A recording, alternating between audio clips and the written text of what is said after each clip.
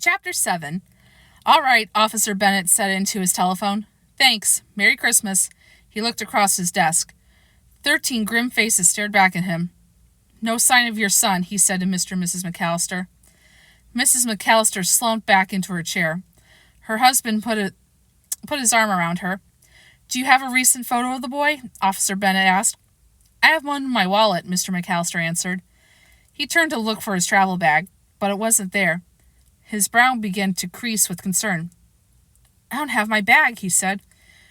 Where did you see it Where did you last see it, Peter? His wife asked him. He sat back and thought a moment. Kevin had it at the airport. He was looking for batteries. He shook his head in amazement. He has my wallet. His son was somewhere on this earth with all his money and identification. At least he hoped that were true. If the bag were to be stolen... Did you have any credit cards in the wallet? Officer Bennett asked. Mr. McCallister nodded. Credit cards? Cash? We'll notify the credit card companies immediately, said Officer Bennett. If your son has the cards, we can get a location on him when and if he uses them. I don't think Kevin even knows how to use a credit card, Mrs. McCallister said. Even if he knew, Officer Bennett said, it's not likely any merchant would let him. He grabbed the receiver from his phone and punched a number. Hello, this is the Miami Police. I'd like to report a lost credit card and put a tracer on it. One by one, Officer Bennett made calls to credit card companies while Mr. and Mrs. McCallister gave him information. It took about half an hour, after which Officer Bennett left to check the missing persons department. When he returned, the McCallisters were weary but hopeful. He shook his head. No news is good news, Mr. McCallister thought. He relaxed a little. The police always find out the bad stuff first. Maybe this meant Kevin was doing all right. If anything develops, Officer Bennett continued, we're going to have to be able to reach you. So we'd like you to stay here in Miami, at least through tonight. Mr. McCallister looked at his wife and shrugged. We may as well stay at the hotel. Frank already made reservations for us there. Just as long as you leave us with a number and keep a line open, Officer Bennett said. Okay, Mrs. McCallister, replying, sniffing back a sob. And thank you for your help. Any time, ma'am. Officer Bennett stood up politely while the McCallister family filed out of his office. He felt bad for them. They all looked so forlorn. But he felt worse for the poor kid who was lost. Kevin loved the elevator ride so much he almost hated to get off. The car was carpeted and wood-paneled, and it had a sofa. If there had been a TV in it, he wouldn't have minded riding up and down all day. When the door opened, he followed the bellman down a hallway to his room. The bellman opened the door and let Kevin go in first. Wow, Kevin said. The place was the size of a house. And outside the window was an incredible view of Central Park. Through the snow-covered trees, he could see ice skaters happily circling the rink. This is great, he said.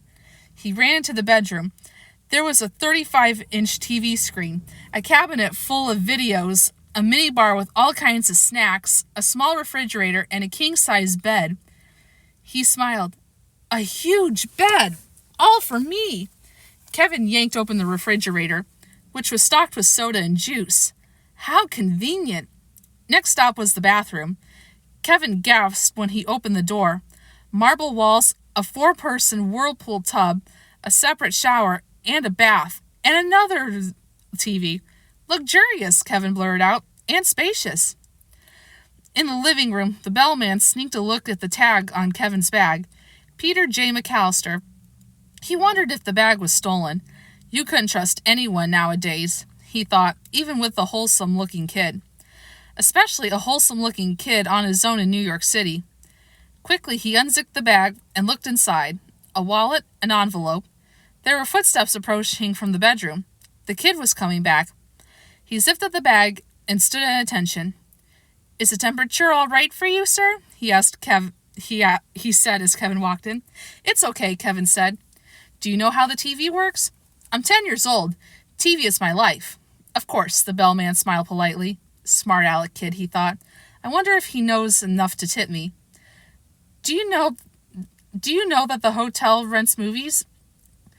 Dial 77 and they'll send up a catalog. Okay, Kevin said, thanks. Well, the bellman said, hoping Kevin would take the hit. Kevin looked at him blankly. What? The bellman put out his hand, rubbing his fingers together. Everyone knew that meant tip, or so he thought. Oh, Kevin said, nodding with recognition. I'm sorry. He reached into his pocket. The bellman smiled. Here, Kevin said, pulling out a stick of gum. And there's plenty more where that came from. The bellman's smile vanished. He left without saying thank you and slammed the door behind him. Kevin went to pick up his dad's shoulder bag. Beside it was a card with plaza phone numbers in it. Room service, pool, steam room, movie rental. Kevin's eyes lit up. After a day like this, he was going to have some fun. He rummaged around in his dad's bag. Next to Bongo, the inflatable clown, he found a pair of swim trunks. He undressed and put on the trunks. The waist was okay when he pulled the drawstring tight, but the pants still billowed out like a skirt. He looked a little weird, but no matter. He ran to the bathroom, grabbed a Plaza hotel robe, and scooted out of his room. The pool was a short elevator ride away. There were a few bored-looking grown-ups there, lounging around on chairs.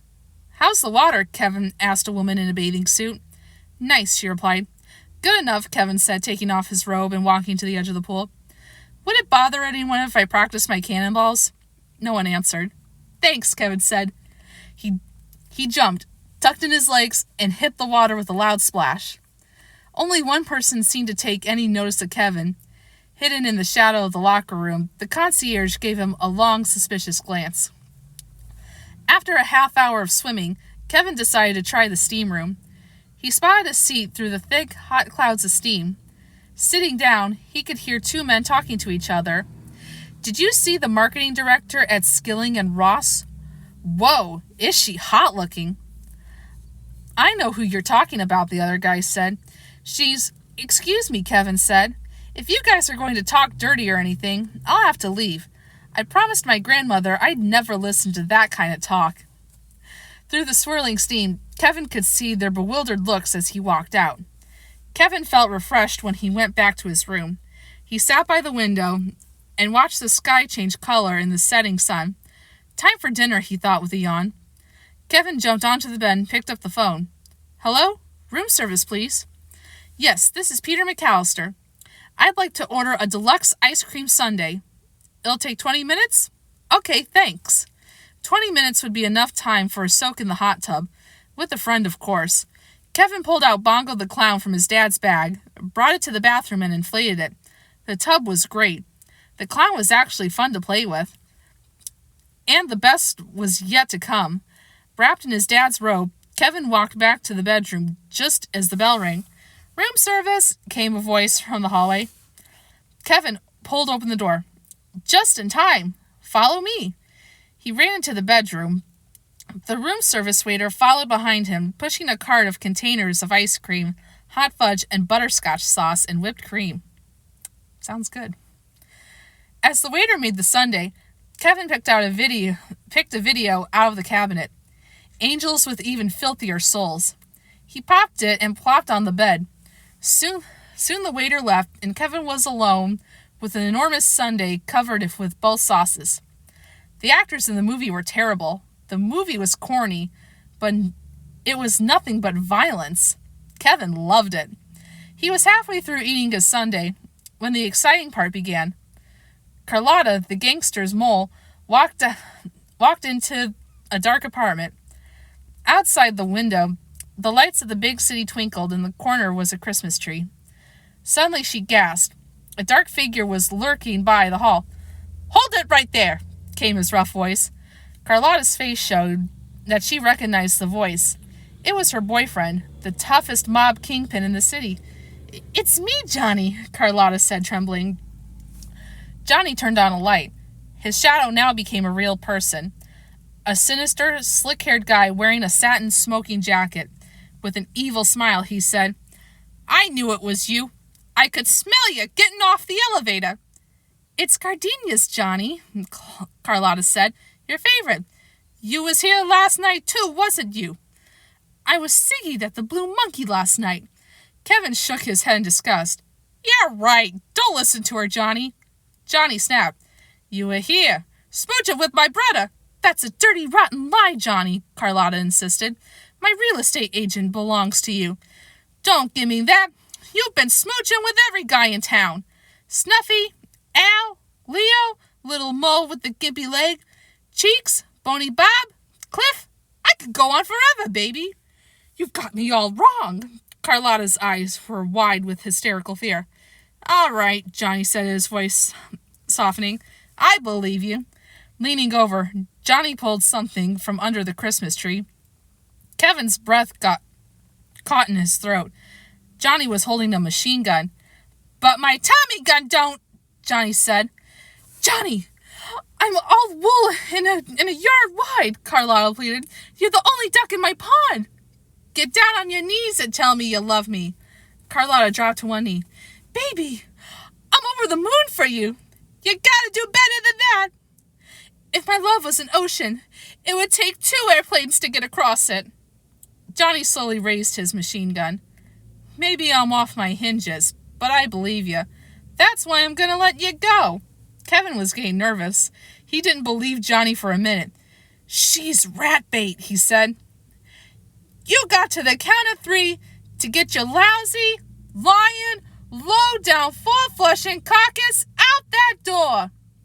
1, 2. With a sudden shriek of laughter, Johnny opened fire. Kevin put his hands over his eyes. 3, came Johnny's gravelly voice. Merry Christmas, you two-timing floozy. When Kevin uncovered his eyes, he saw Carlotta kneeled over on the floor. Corny violin music swelled in the background. Shoveling his sundae into his mouth, Kevin watched the rest of the movie. When it ended, he was ready to sack out. Knock, knock, knock. Kevin bolted out of bed. They've caught on to me, he thought. They're going to come in here, see that there was still no grown-ups in the room, and throw me out onto the street. He quickly turned off the lights and ran to the shower. He turned the shower on full blast. Ding dong! In the hallway, the concierge rang the bell once, twice. There was no answer. So either the kid was fast asleep or out of the room. He grinned. Now he'd find out what that little punk was up to. Quietly, he opened Kevin's door, using keys he had gotten from the maid. Peeking inside, he noticed the suite was pitch dark. He tiptoed to the bedroom and looked inside, hoping to find the boy's suitcase. The bathroom door was ajar, and the shower was running. He peered in. Through the fogged glass of the shower stall, the concierge could see a tall, beefy man doing a dance and singing. He recognized the song, Cool Jerk. The concierge backed away, but it was too late. The man stopped dancing. Hey, get out of here, you nosy little creep, he shouted in a deep, angry voice, or I'll come out and I'll slap you silly. Mortified, the concierge backed away. He turned and ran out of the suite, banging his knee onto a chair. As he hobbled down the hallway, he felt waves of pain, anger, and shame.